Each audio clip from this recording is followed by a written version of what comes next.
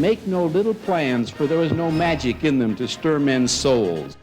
The average individual doesn't set goals high enough for themselves. We all have the ability. We all have the strength. When you look at the Conklin Company, you realize the importance of having a dream, nurturing it, holding it close to your heart, and never letting it go. In the mid-1930s, during the Great Depression, my father was released from his job. He had a dream of developing better lubricants, devising his own formulas, which he did, started selling them in northern Iowa.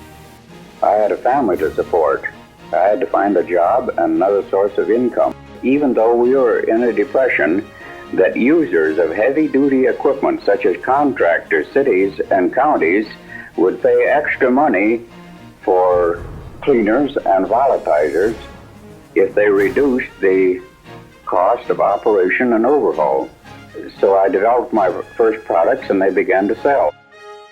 Bob did the selling, took care of a lot of the selling, and did a lot of the work on the sales end of it because Bob was in sales. And I worked with Dad on the manufacturing part of it. And that was back in 1954 when we incorporated and we became Conklin Company Incorporated. The Conklin Company, as we know it today, was really launched in 1969 when we installed our first marketing program. We attracted a number of people to the organization and achieved about $1 million in sales. People wanted to get into business of their own. The wave of entrepreneurship was abundant. So we devised a plan where people could get into business for themselves using our product and grow and develop their own potentials, obtaining freedom and financial independence.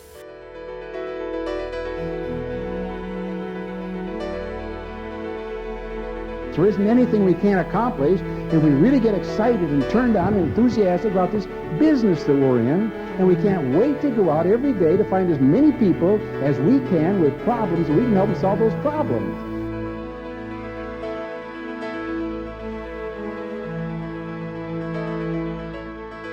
We brought happiness to so many people because of the success of the company and our giving them the chance to be in their own business.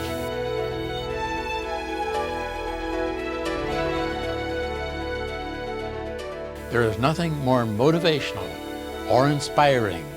These are the people who step out from the rest, who establish new levels of leadership, standards of behavior, who work not only for themselves, but for other members of the organization.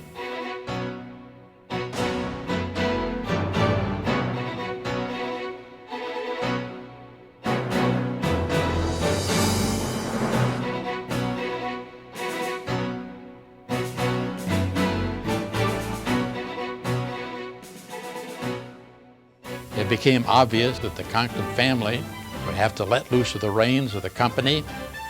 Several people who were interested, but they all wanted to make changes in the company. With the exception of one, Charles Herbster, who for years had talked to me about expanding his ownership in the company.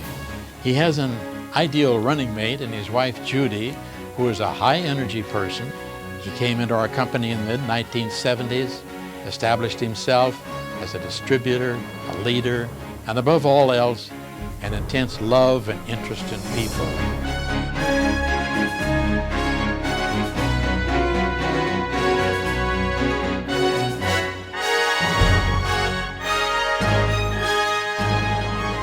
So many of the people asked me, did you ever dream that it would be this big, that it would grow like this? I always told them, I said, no. We were just too busy doing it. We didn't have time to think about it.